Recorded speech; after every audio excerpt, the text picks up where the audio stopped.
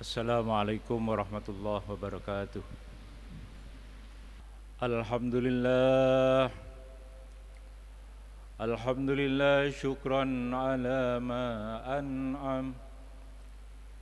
Asyhadu an la ilaha illallah wahdahu la syarika lah. Kama amara wa alzam. Wa asyhadu anna sayyidana Muhammadan abduhu wa rasuluh. Syahadata man amana bihi wa aslam. وحاز من كفر به وأرغم اللهم صل وسلم على سيدنا محمد وعلى آله وصحبه أجمعين وسلم تسليما كثيرا أما بعد فيا إخواني رحمكم الله اتقوا الله حق تقاته ولا تموتن إلا وأنتم مسلمون قال الله تعالى في القرآن العظيم أعوذ بالله من الشيطان الرجيم بسم الله الرحمن الرحيم يا أيها الذين آمنوا اتقوا الله ولتنظر نفس ما قدمت لغد وقال رسول الله صلى الله عليه وسلم Addabani Rabbi fa ahsana ta'dibi. Ma'asyiral muslimin rahimakumullah. Alhamdulillah, saat ini kita wajib bersyukur kehadiran Allah Subhanahu wa taala. Karena Allah telah memberi kita karunia kesehatan lahir batin. Allah telah memantapkan iman kita sehingga kita bisa secara istiqomah melaksanakan kewajiban kita ibadah salat Jumat. Mari kita syukuri dengan meningkatkan tasyakur kita kepada Allah Subhanahu wa taala. Mudah-mudahan kita sekeluarga selalu dalam lindungan Allah Subhanahu wa taala. Karena berkat kesehatan yang dikaruniakan Allah kepada kita, berkat iman yang dijaga oleh Allah untuk diri kita, itulah yang memungkinkan kita melaksanakan ibadah sholat Jumat. Tanpa karunia Allah, rasanya tidak mungkin kita bisa berkumpul di tempat yang mubarak ini. Ma'asyiral muslimin rahimakumullah. Oleh karena itu, tidak ada kata lain selain tasyakur kita kepada Allah Subhanahu wa taala. Juga kita harus meningkatkan kualitas ibadah kita, kualitas zikir kita, dan kualitas keimanan dan ketakwaan kita kepada Allah Subhanahu wa taala. Ma'asyiral muslimin rahimakumullah. Banyak sekali karunia-karunia Allah yang diberikan kepada kita. Di antara karunia yang paling utama, bahwa Allah menciptakan kita sebagai makhluk yang paling baik, ciptaan yang paling baik, ciptaan yang paling sempurna, sehingga Allah menegaskan laqad khalaqnal insana fi ahsani taqwim. Ada 3 potensi utama yang diberikan oleh Allah kepada kita. Yang pertama adalah potensi fisik. Yang kedua adalah potensi akal. Yang ketiga adalah potensi qalbu. Potensi fisik, akal dan kalbu ini merupakan satu kesatuan yang utuh dalam diri kita. Dan ini sebenarnya yang menjadi acuan dalam praktek pendidikan dimanapun. Ketika konsep manusia keliru, maka praktek pendidikan juga akan menjadi keliru. Ada ahli yang menyatakan seperti John Locke, menyatakan bahwa manusia itu tidak mengetahui apa-apa. ketika dilahirkan. Hanya lingkunganlah sebagai faktor dominan yang bisa menyebabkan manusia itu tahu dan punya pengalaman berharga dalam hidupnya. Ahli lain berbicara lain. Seperti William Stern dengan teori nativismenya, dia menyatakan bahwa manusia itu lahir telah membawa bakat-bakat tertentu. Sementara lingkungan itu tidak punya pengaruh apa-apa terhadap perkembangan kepribadian anak. Tetapi Islam betul-betul menginspirasi kita. Konsep pendidikan yang ditawarkan Islam itu harus bertolak dari konsep manusia yang benar. Menurut Islam, bahwa manusia itu memiliki 3 potensi, dan masing-masing potensi itu memiliki cara yang berbeda bagaimana mendidik 3 potensi itu dalam perkembangan anak-anak di masa berikutnya. Yang pertama, kita diberi fisik yang baik oleh Allah. Fisik yang baik ini diwajibkan untuk bisa dipelihara, dirawat, dibina agar dalam pertumbuhannya betul-betul bisa mengantarkan fisik yang baik menuju kepada keridhaan Allah Subhanahu wa taala. Oleh karena itu, cara merawat fisik yang baik ini dalam Al-Quran sudah disebutkan, hendaklah mengasup makanan dan minuman yang halalan thayyiban. Karena ketika kita mengasup makanan atau minuman yang tidak halal, itu justru akan merusak fisik kita dan akan menjauhkan anak yang bersangkutan menuju kepada keridhaan Allah Subhanahu wa taala. Oleh karena itu, asupan fisik tidak cukup hanya dengan kriteria halal, tapi sekaligus juga thayyiban. Ada makanan halal tapi tidak thayyiban, itu tidak diharapkan dalam Islam.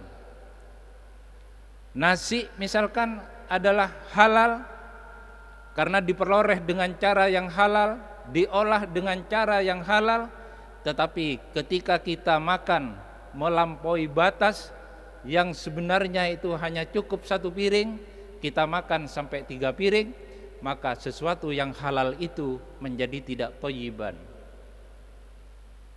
Daging kambing misalkan, itu halal karena disembelih dengan ketentuan syariat Islam, maka sesuatu yang halal itu bisa tidak thayyiban, manakala ada orang yang dilarang oleh dokter karena memiliki hipertensi untuk makan daging kambing, maka ketika yang bersangkutan itu menikmati daging kambing, meskipun dia halal, itu bisa menjadi tidak thayyiban karena akan menyebabkan yang bersangkutan itu mudarat ya.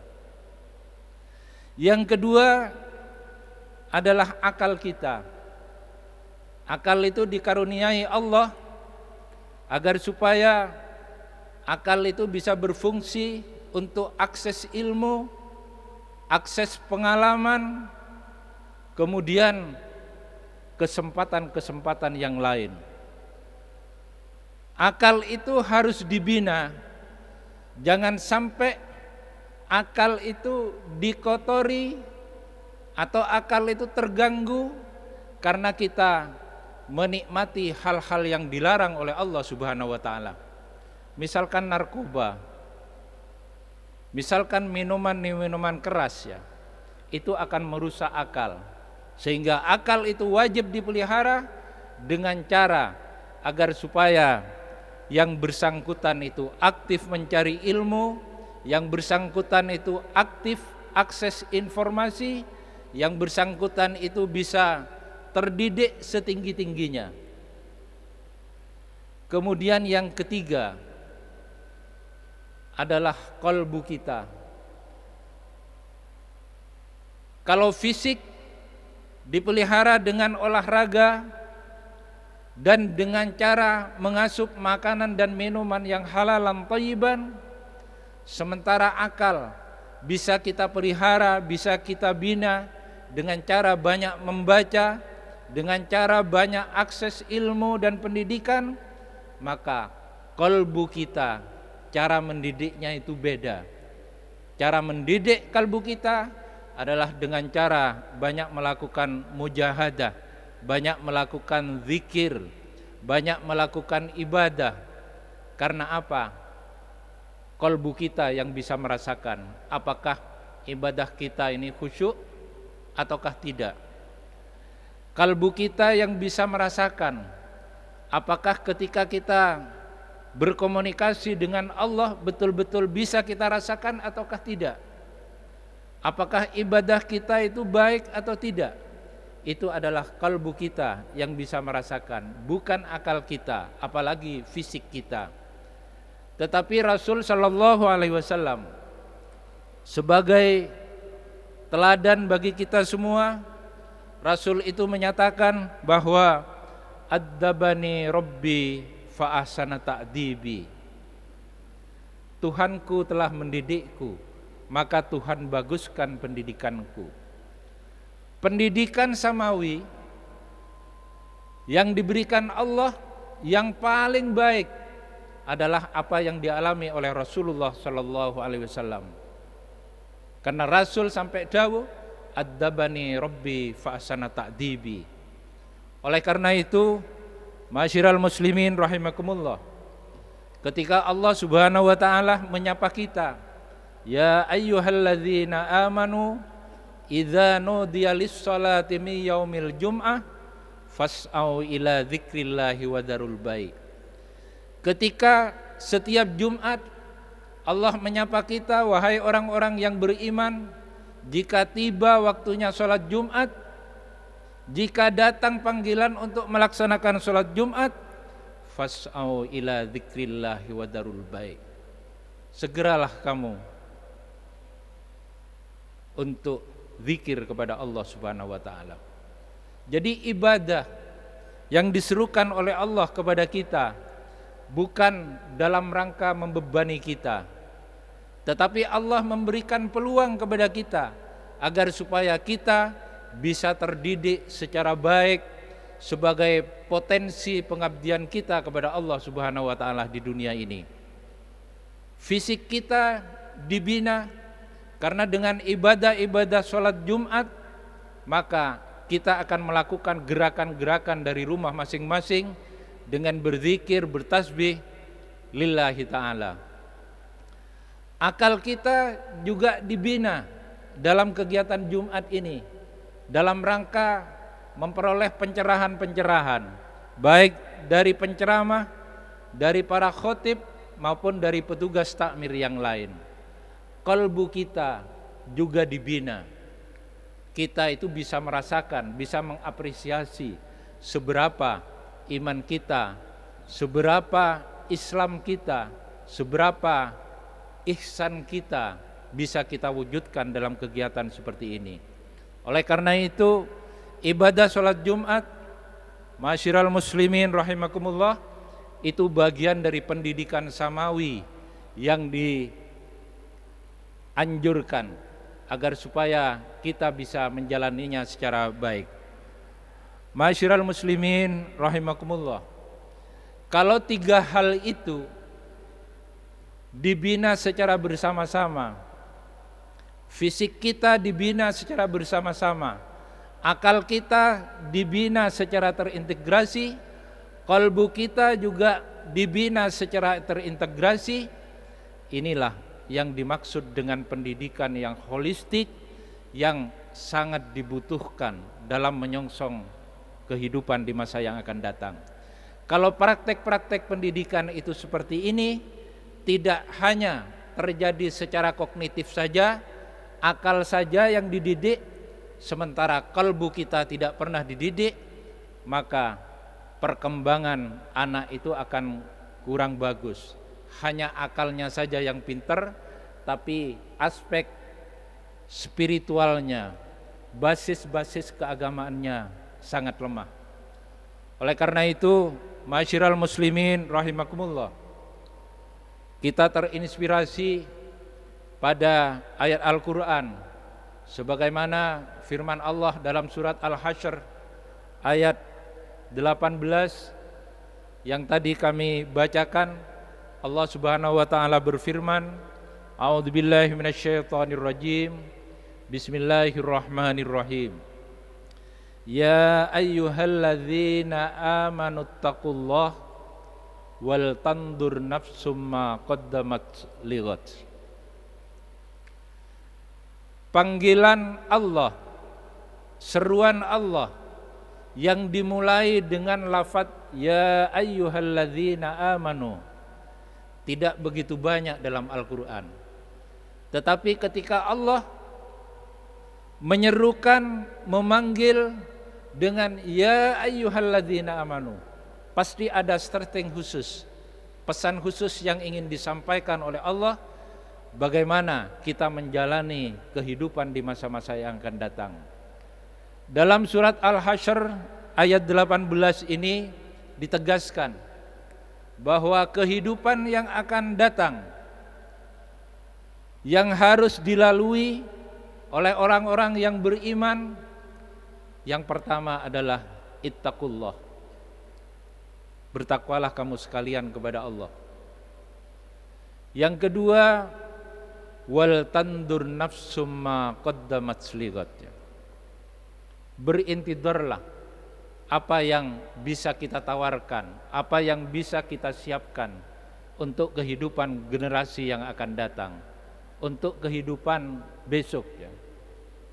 Oleh karena itu, para jamaah rahimakumullah, kami sangat berharap mari kita bina anak-anak kita. Kita kasih motivasi anak-anak kita agar menjadi anak-anak yang pintar.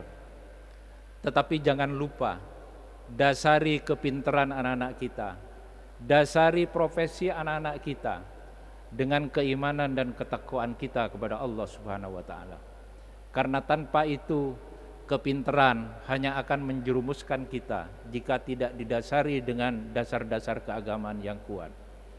Antara ilmu dan basis-basis spiritual itu harus menjadi satu dan harus menyatu. Kalau ini yang kita lakukan, insya Allah anak-anak kita akan menjadi anak-anak yang baik. Anak-anak kita akan menjadi anak-anak yang berbakti, bukan hanya kepada kedua orang tua, tetapi juga kepada Allah Subhanahu wa taala. Generasi ini yang sebenarnya sangat kita harapkan tumbuh di kalangan masyarakat muslim, khususnya di Indonesia ini. Kalau ini yang menjadi komitmen kita, insya Allah kita akan terus memperoleh bimbingan dari Allah Subhanahu wa taala, dan generasi kita yang akan datang tidak perlu kita khawatirkan ketika anak-anak kita telah kita dasari dengan dasar-dasar keagamaan yang kuat. Tetapi kita mungkin akan sedih ketika anak-anak kita tidak kita dasari dengan dasar-dasar keagamaan yang kuat. Memang pada akhirnya anak-anak kita mungkin menjadi anak-anak yang pintar, tetapi anak pintar yang tidak didasari dan tidak dibekali dengan dasar-dasar keagamaan yang kuat, itu justru akan sangat merugikan kedua orang tuanya. Mudah-mudahan komitmen ini bisa kita jalankan bersama-sama. Mudah-mudahan komitmen ini akan mengantarkan kita semua ke jalan yang diridhoi oleh Allah Subhanahu wa taala. Karena itulah harapan kita satu-satunya. Ketika kita menghadap Allah, kita tidak cukup memberikan jaminan terhadap keilmuan kita. Ketika kita menghadap Allah, kita tidak cukup hanya memanggul jabatan kita, pangkat kita kepada Allah Subhanahu wa taala. Tetapi yang bisa dijadikan jaminan ketika kita menghadap Allah Subhanahu wa taala, ketika kita memperoleh rahmat dari Allah Subhanahu wa taala, dan ketika kita memperoleh syafaat dari Rasulullah sallallahu alaihi wasallam. Oleh karena itu, apa yang diajarkan dan ditradisikan oleh Rasulullah sallallahu alaihi wasallam mari kita jalani bersama-sama. Seperti contoh Rasul sallallahu alaihi wasallam setiap hari tidak kurang dari 100 kali membaca istighfar. Sementara kita yang banyak dosa kadang-kadang melupakan untuk membaca istighfar. Rasul memberikan contoh sebagai seorang yang maksum, yang dosa-dosanya langsung diampuni oleh Allah Subhanahu wa taala, masih membaca istighfar, memohon ampun pada Allah Subhanahu wa taala. Yang kedua, kita perlu perbanyak membaca selawat ya. Insya Allah dengan istighfar dan selawat ini kita diselamatkan oleh Allah Subhanahu wa taala, bukan hanya ketika kita hidup di dunia ini, tetapi ketika kita menghadap Allah, ketika kita memasuki alam akhirat. Karena Rasul sallallahu alaihi wasallam itu sudah bersabda, inna awlan nasi bi yaumal qiyamati aktsaruhum alayya salatan. Seutama-utama manusia di hari kiamat, aktsaruhum alayya salatan, adalah mereka yang paling banyak membaca salawat kepadaku. Siapa tahu dengan banyak membaca istighfar, dengan banyak membaca salawat, itulah yang bisa mengantarkan kita menuju surga Allah Subhanahu wa taala. Itulah yang bisa menyelamatkan kita sekeluarga ketika kita menuju kepada Allah, kembali kepada Allah Subhanahu wa taala. Oleh karena itu, mudah-mudahan hal baik ini bisa kita lakukan, bisa kita jalani, bukan hanya untuk kita, tetapi generasi kita di masa-masa yang akan datang. Inna ahsanal kalam kalamullahil malikil alami dzul jalali wal ikram. A'udzu billahi minasyaitonir rajim. Bismillahirrahmanirrahim. Wal 'ashri innal insana lafi khusrin illa alladhina amanu wa 'amilus solihati wa tawassaw bil haqqi wa tawassaw bis sabr. Barakallahu li wa lakum fil Qur'anil 'azim. Wa nafa'ani wa iyyakum bima fihi minal ayati wad dzikril hakim. Allahumma inna nas'aluka mujibati rahmatik wa azaima maghfiratik wassalamata min kulli ismin wal ghanimata min kulli birrin wal fawza bil jannah wan najata minan nar. Allahumma ahsin aqibatana fil umuri kulliha wa ajirna min khizyid dunya wa adzabil akhirah wa qur rabbighfir warham wa anta khairur rahimin.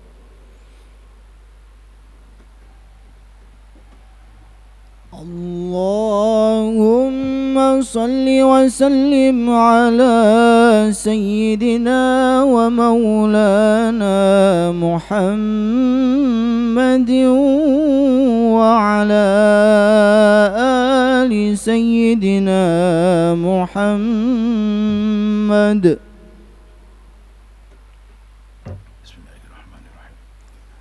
Alhamdulillah hamdan kama amar wa asyhadu an la ilaha illallah wahdahu la syarika lah irghaman liman jahada bihi wa kafar wa asyhadu anna sayyidana Muhammadan abduhu wa rasuluh sayyidul insi wal bashar.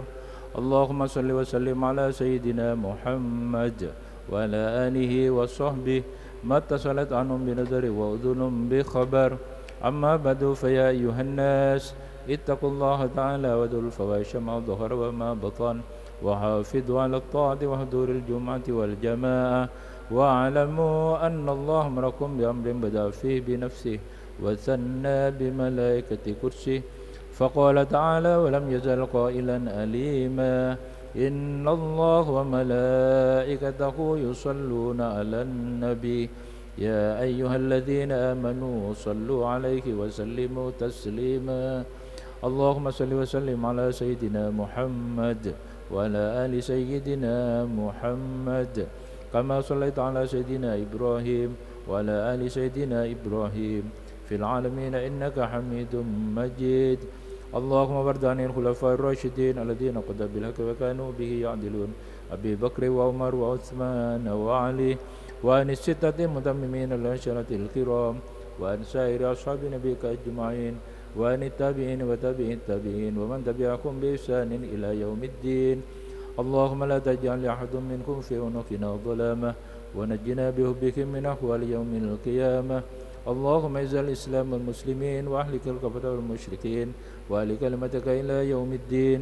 اللهم آمنا في دورنا ورشح ولاة أمورنا واجعل اللهم ولايتنا في من خافك واتقاك. اللهم اغفر للمسلمين والمسلمات والمؤمنين والمؤمنات الأحياء منكم والأموات برحمتك يا واهب العطيات. اللهم ادفعنا الغلاء والوباء والربا والزنا والزلازل والمحن وسوء الفتن ما ظهر منها وما بطن عن بلدنا هذا خاصة وعن سائر بلاد المسلمين عامة يا رب العالمين. ربنا آتنا في الدنيا حسنة وفي الآخرة حسنة وقنا عذاب النار.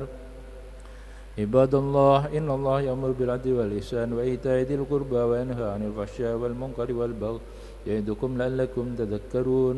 فاذكروا الله العظيم يذكركم واشكروه على نعمه يزدكم واسألوه من فضله يؤتكم ولذكر الله عز وجل وأكبر.